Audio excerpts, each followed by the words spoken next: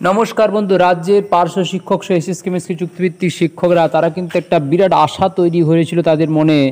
যেভাবে নেতৃত্বরা বার্তা দিচ্ছিলেন যে এই ফাইল গেছে, এইখানে ফাইল সই হয়ে গেল, এইখানে তারা দেখাচ্ছেন যে ভিক্টরি সাইন কেউ দেখাচ্ছেন, এবং সেখানে দাঁড়িয়ে কোথাও কিছু কিন্তু খবর কিন্তু এই মুহূর্তে একদম দমবন্ধকর অবস্থা তৈরি হয়েছে। বিকাশ ভবন সূত্রে খবর, কাজ যে কিছু হয়নি এমনটা নয়, কাজ একটা হয়েছে। সেই কাজ হলো যে শিক্ষা দপ্তর থেকে যে বেতন বৃদ্ধি সংক্রান্ত বিষয়ে একটি প্রস্তাব পাঠানো হয়েছে, সেই প্রস্তাবে সম্মতি দেওয়া হয়েছে।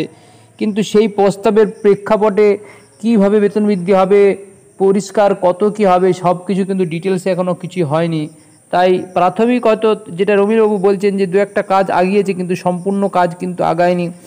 এরকম কাজ কিন্তু বন্ধু অনেক দপ্তরেই হয়েছে, এবং সেইখানে কিন্তু এখনও বেতন বৃদ্ধি হয়নি, অনেক দেরিতে তাদের বেতন বৃদ্ধি হয়েছিল।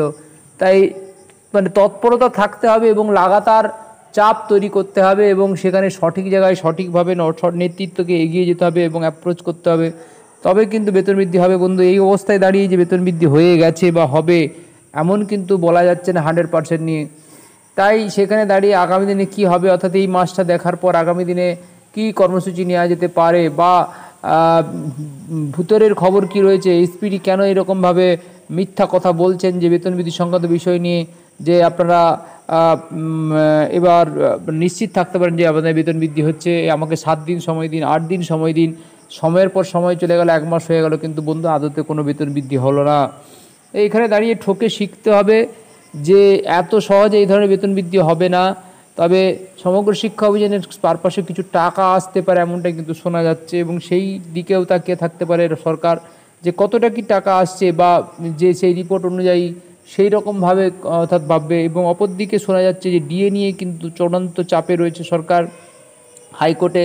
কিন্তু দুর্ভাগ্যের বিষয়, এতদিন ধরে মামলা চললেও কোনো সংগঠন বেতন বৃদ্ধি নিয়ে কিন্তু কোনো কিছু রায় বের করে আনতে পারেনি, যার ফলে এদিকেও কিন্তু একটা হতাশা রয়েছে পার্শ্ব শিক্ষক সেই ধরনের শিক্ষকদের। তবে বন্ধু বেতন বৃদ্ধি কি হবে কি হবে না এই নিয়ে কিন্তু আমাদের কাছে সুস্পষ্ট কোনো নেতৃত্বে এখন আর বার্তা দিতে পারছে না, সবাই একটু থমকে গেছে। আবার অনেকেই কী করছেন, যারা ঘোলা জলে মাছ ধরতে নেমেছিল তারা বলছেন যে বেতন বৃদ্ধি নিয়ে কাজ অনেক এগিয়ে গেছে, অনেক নেতৃত্ব তারা বাধা দিয়ে এইটাকে আটকে রেখেছে। আসলে বন্ধু এরকম ধরনের কোনো কথা নয়।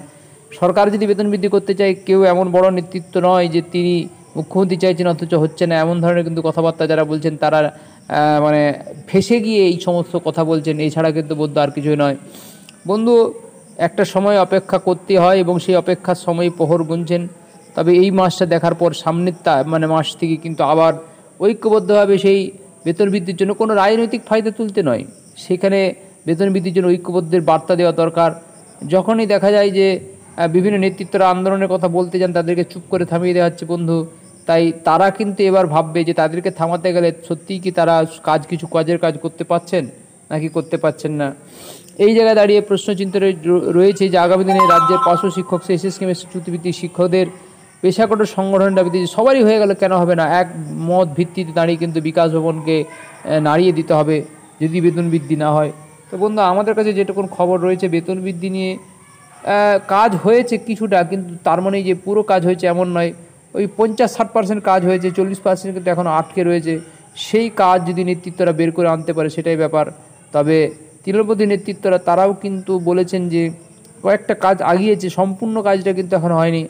তাই অনেকেই রমিলবাবুকে বিভিন্নভাবে গালিগালাজ করছেন, কিন্তু উপায় কিন্তু নেই বন্ধু। তারাও তাদের মতন চেষ্টা চালাচ্ছেন এমনটাই বলছেন। তো আগামী দিনে আশা করবে যে রমিলবাবু তিনি আরও তৎপরতার সঙ্গে কাজটিকে এগিয়ে নিয়ে যাবে তাদের সংগঠন তৃণমূল সংগঠন, এবং সেই কাজটিকে এগিয়ে নিয়ে গিয়ে বেতন বৃদ্ধির যে বিষয়টা রয়েছে সেই বিষয়টা যেন দ্রুত তাড়াতাড়ি হয় সেটাই ব্যাপার। আর যদি না হয় তাহলেও কিন্তু তৃণমূল সংগঠনকে তাদেরকে বলতে হবে যে কেন হচ্ছে না, কোথায় আটকে গেছে। তাহলে তাদেরকেও কিন্তু এই যে যারা রাস্তায় নামবে তাদের পাশে দাঁড়াতে হবে, তবেই কিন্তু প্রকৃত তাদের সংগঠক বলা যাবে। কারণ অনন্তকাল ধরে হবে হবে বলে আটকে রেখে তো হবে না, সে এইভাবে কতদিন চলতে পারে। তো বন্ধু কী করা উচিত আপনাদের অবশ্যই কমেন্ট করে জানান। দেখতে থাকুন টুডে নিউজ চ্যানেলটি, অবশ্যই সাবস্ক্রাইব করে সঙ্গে রাখুন। নমস্কার, ধন্যবাদ।